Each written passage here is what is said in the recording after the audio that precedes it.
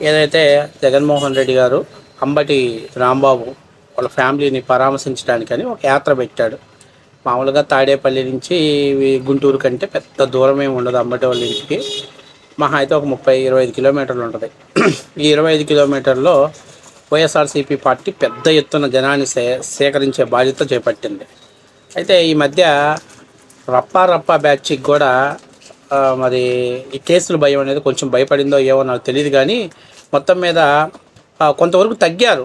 అంటే గతంతో పోల్చుకుంటే ఇప్పుడు జగన్మోహన్ రెడ్డి గారిని పిలిపిస్తే పోవటాలు తగ్గాది. బహుశా ఎవరైతే ఆర్గనైజ్ చేస్తున్న వాళ్ళకి ఫండింగ్ రావట్లేదో మరి ఏ కారణమో తెలియదు, కానీ సో మొత్తం మీద మనోడు గతంలో మీరు చూసినట్లయితే ఒక చోట ఉన్న జనాన్ని ఇంకోసారి చూపించడం కోసం గతంలో విఎఫ్ఎక్స్ కెమెరాస్ విజువల్స్ వాడారు కదా, సేమ్ అలాంటి విజువల్స్ తోటే ఈరోజు అడ్డంగా దొరికిపోయారు. ఎంత చీప్గా బిహేవ్ చేస్తారు వైసీపీ వెళ్ళడానికి ఇది నిదర్శనం. ఈరోజు జగన్మోహన్ రెడ్డి గారు కారులో బయలుదేరుతున్నారు. సడన్గా కారులో వెళ్తున్నప్పుడు ఆయన అలా ఉండాలి కదా, సడన్గా జగన్మోహన్ రెడ్డి గారు ఒక చోట నిలబడి ఒకేసారి ఆయన చేతులు ఎత్తేసి అందరికి అభివాదం చేస్తున్నాడు. ఆయన కారులో ఎప్పుడు వచ్చాడు, కారులో నుంచి ఎక్కడ బయటపడ్డాడు? కారులో వెళ్ళేటప్పుడు జనం చాలా తక్కువ మంది ఉన్నారు. ఎప్పుడైతే ఆయన చేతులు పైకెత్తి దండం పెట్టాడో అక్కడ జనాన్ని ఫుల్ జనం చూపించాడు. అంటే విఎఫ్ఎక్స్ గతంలో ఉన్నటువంటి వాటిని కట్ చేసి కాపీ పేస్ట్ చేసి పాపం మన అన్న లైవ్ టెలికాస్ట్ చేశారు. ఎందుకంటే అది లైవ్ కదా, అది కూడా కాక ఆయన వెళ్తుంది ఎక్కడి నుంచి అయ్యా అంటే తాడేపల్లి నుంచి గుంటూరు. అంటే మ్యాక్సిమం హైవే మీదే నెట్వర్క్ ప్లేస్ ఉన్న చోట వెళ్తాడు. అది కూడా కాకుండా ఈ యొక్క లైవ్ టెలికాస్ట్ చేసేవాళ్ళు వాడేది ఒక స్పెషల్గా వాడతారు. అది అంటే నెట్వర్క్ సిమ్ డైరెక్ట్గా వాళ్ళకి నెట్వర్క్ వచ్చే విధంగా వాళ్ళు తయారు చేసుకొని వాడతారు. అందువల్ల మామూలు సెల్లులు పనిచేయని చోట కూడా జగన్మోహన్ రెడ్డి గారి నెట్వర్క్ పనిచేస్తుంది. అట్లాంటిది అసలు హైవే మీద మామూలుగా ఎక్కడైనా స్పీడ్తో పనిచేసే హైవే మీద ఒక్కసారిగా ఆయన లైవ్ ఆగిపోయింది. అలా కట్ చేసి బ్లింక్ చేయగానే జగన్మోహన్ రెడ్డి పైకి లేసి దండం పెడుతున్నారు. అంటే ఈ గ్యాప్లో ఎక్కడదో పాత వీడియో తీసుకొచ్చి అందులో పేస్ట్ చేసేసాడు. అంటే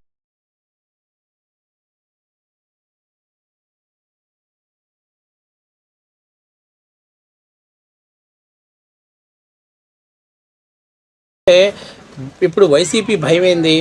పెద్ద ఎత్తున జనాన్ని సేకరించాలి, పెద్ద ఎత్తున జనంతో జగన్మోహన్ రెడ్డి గారు అంబటి రాంబాబు వాళ్ళ ఇంటికి వెళ్ళాలి. ఇది వైసీపీ లక్ష్యం.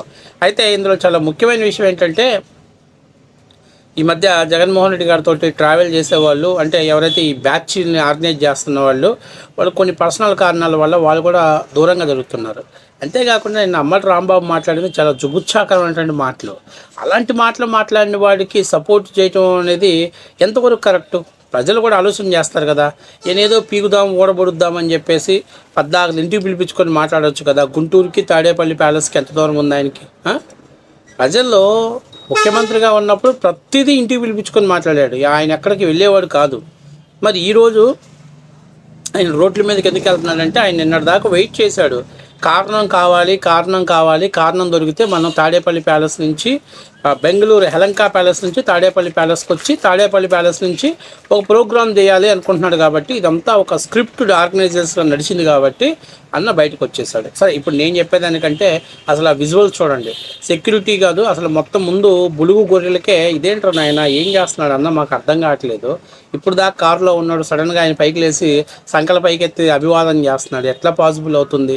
ఏంటి ఎఫెక్ట్, ఏంటి మ్యాజిక్ అని చెప్పేసి తల్ల గోక్కుంటున్నారు. సో చూసారు కదా, అదనమాట పరిస్థితి. అన్న ప్రోగ్రాంలకి ప్రజలు దేకట్లేదు బాబు, అయిపోయింది అన్న సినిమా అయిపోయింది. అన్నే కాదు, ఎవరైనా ఒక చిన్న విషయం గుర్తుపెట్టుకోవాలి. మేము అభివృద్ధి చేస్తామంటే ఎవరైనా ఓట్లు వేస్తారు, కానీ మేము రప్పా నరుకుతాం, మేము నడి రోడ్డు మీద నరుకుతాం అంటే ఎవరు ఓట్లు వేస్తారు? అందులో అంబటి రాంబాబు లాంటి అరెస్ట్ చేస్తే ఆయన ఇంటికి పరామర్శించడానికి వెళ్తున్నాడంటే దాన్ని బట్టి అర్థం చేసుకోవాలి జగన్మోహన్ రెడ్డి గారు మెంటాలిటీ ఏంటి, వైసీపీ పార్టీ స్టాండ్ ఏంటిదని అర్థం చేసుకోవాలి. జగన్మోహన్ రెడ్డి గారు కూడా తెలుసుకోవాల్సింది ఏంటంటే ఇంకా ఈ పాత పద్ధతులు గతంలో 2014 నుంచి 19 దాకా నీ బొమ్మ ఆడింది. దానికి కారణం ఏంటంటే జగన్ అంటే ఏంటో తెలుసుకుందామని తండ్రి చనిపోయాడని బాధపడుతున్నప్పుడు 11 సీట్లు ఇచ్చారు. సరే, తండ్రి జగన్ అంటే ఏంటో తెలుసుకుందాం అనుకుని చూద్దామనుకుని 64 సీట్లు ఇచ్చారు. జగన్ గురించి తెలుసుకోవాలనుకున్నప్పుడు 150 సీట్లు ఇచ్చారు. తెలుసుకున్నాక 11 సీట్లు ఇచ్చారు. అంటే అర్థం చేసుకోవాల్సింది ఏంటంటే ప్రజల్ని ఎంత మెంటల్ హెరాస్ చేశాడో జగన్మోహన్ రెడ్డి గారు అర్థం చేసుకోవాలి. అందులో ఈ అంబటి రాంబాబు లాంటి వాడు ఈ ఉత్తుత్తి మాటలకే ఆ ఓవర్ యాక్టింగ్ చేసేటువంటి అంబటి రాంబాబు లాంటి వాడు కేవలం ఉద్దేశపూర్వకంగానే అక్కడికి వచ్చి అత్యంత దారుణంగా వ్యవహరిస్తే ఈరోజు మీరు వాళ్ళు మీ పార్టీని సమర్థిస్తారా, మీ పార్టీ నాయకుడిని సమర్థిస్తారా? ఒక రాష్ట్ర ముఖ్యమంత్రి గారిని ఆయన అనరాని మాటలు మాట్లాడితే ఇప్పుడు నువ్వు పోయి ఆడి పరామర్శించి ఏం చెప్తావు? మా రాంబాబు అన్న సౌమ్యుడు, మంచివాడు, నోరు జారుడు. అసలు మా రాంబాబు అన్న ఏ మాట అనకుండానే తెలుగుదేశం పార్టీ గూండాలే మా రాంబాబు అన్న మీద దాడి చేసి మా రాంబాబు అన్నని ఇబ్బంది పెట్టారని చెప్పి మాట్లాడితే రాష్ట్ర ప్రజలు తుప్పున మొహం మీద వస్తారు. ఎందుకంటే ఆల్రెడీ అందరూ విజువల్ చూశారు, ఆయన మాట్లాడిన వీడియో చూశారు, ఆయన మాట్లాడినటువంటి జనంలో పబ్లిక్లో మాట్లాడినటువంటి వీడియో చూశారు. ఇంకా మీరు కవర్ చేసే పనులు చేస్తే అట్లా? ప్రస్తుతం వైసీపీలో ఇది ఒక సందిగ్ధం వాళ్ళకి బాగా వెంటాడుతుంది. ఈ పరిస్థితుల్లో ఏం చేయాలో వాళ్ళకి అర్థం కాక ఓకే కొంత డ్రాప్ అవుదాం అనేటువంటి కొంతమంది ఉన్నారు. ఇంకొంతమంది జగన్మోహన్ రెడ్డి గారు ముఖ్యంగా రాజధాని లాంటి ప్రాంతంలో ఆయన రాజధాని చేసినటువంటి అన్యాయం అంతా ఇంత కాదు కాబట్టి అక్కడ ఉన్న వాళ్ళు ఎవరు దేకట్లా. ఏదో కాలేజీలో ఉండే పిల్లల్ని వాళ్ళకి 500 రూపాయల డబ్బులు, బీరు, బిర్యానీ ప్యాకెట్లు ఇవ్వటం, వాళ్ళని తీసుకొచ్చి రోడ్ల మీద పెట్టడం, జగన్మోహన్ రెడ్డి మా గుండెకాయ, జగన్మోహన్ రెడ్డి కోసం మేము ప్రాణాలు ఇస్తాం, ఇవన్నీ డైలాగులు చెప్తారు. కానీ వాస్తవానికి చాలా వైసీపీకి మైనస్ అయింది మన అంబటి రాంబాబు వ్యాఖ్యలు. కానీ జగన్మోహన్ రెడ్డి తెలుసుకోవట్లే. ఇప్పుడు జగన్మోహన్ రెడ్డి గారి విధానాలు కూడా అసలు వైసీపీలో ఒక విచిత్రమైన పరిస్థితి ఏర్పడింది. ఇదేంట్రా, గంజాయి అమ్మే వాళ్ళని పరామర్శిస్తాడు, బెట్టింగ్ ఆడే వాళ్ళని పరామర్శిస్తాడు, బూతులు తిట్టేవాడిని పరామర్శిస్తాడు. అసలు జగన్మోహన్ రెడ్డి గారి ఎజెండా ఏంటి? ఏదో ఒక కాజ్లో జగన్మోహన్ రెడ్డి బయటికి రావాలి. అది ఆయనే క్రియేట్ చేసుకుంటున్నాడు. ప్రస్తుతం ఉన్న పరిస్థితుల్లో కూటమి ప్రభుత్వం వర్క్ సరిగ్గా చేస్తుంది కాబట్టి ఎక్కడ కారణాలు దొరకట్లేదు కాబట్టి ఏదో ఒక కారణంతో ఇప్పుడు బయటికి రావాలి కాబట్టి జగన్మోహన్ రెడ్డి గారు తనకు తన అవకాశాన్ని క్రియేట్ చేసుకుంటున్నాడు. ఆ క్రియేట్ చేసుకునే క్రమంలో ఇట్లాంటివన్నీ సెల్ఫ్ గోల్స్ ఆయనే వేసుకుంటున్నారు. ఒకవేళ అవకాశం దొరకకపోతే ఇది అంబటి రాంబాబు లాంటోడు లేదా జోగి రమేష్ లాంటోడు వీళ్ళందరినీ కూడా ఉసిగొలిపి ప్రత్యర్థి పార్టీల మీద, ఆ పార్టీ నాయకుల మీద మాట్లాడించి ఎట్లాగో అధికారంలో ఉంది కాబట్టి వాళ్ళ నాయకుని తిడితే ఊరుకోరు, ఎట్లాగో దాడి చేస్తారు. ఆ దాడిని కూడా మనం రాజకీయంగా పొలిటికల్గా వాడుకోవాలి అనే ప్రయత్నం చేస్తారు. ఈరోజు జగన్మోహన్ రెడ్డి అంబటి రాంబాబు ఇంటికి వెళ్తాడు. వెళ్ళి జగన్మోహన్ రెడ్డి ఏమంటారు? అంబటి రాంబాబు ఇంటి మీద దాడి చేసింది అప్రజాస్వామ్యకం అని అంటాడా? అలా అంటే మరి నీ హయాంలో మంగళగిరి పార్టీ ఆఫీస్ మీద దాడి చేయించావుగా, అట్లాగే గన్నవరం పార్టీ ఆఫీస్ మీద దాడి చేయించావుగా, గుడివాడ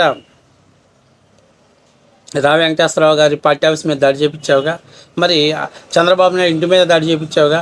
మరి ఇవన్నీ ప్రజాస్వామికం అవుతాయా? రేపు ఇదే క్వశ్చన్ ఉత్పత్తి చేస్తారు.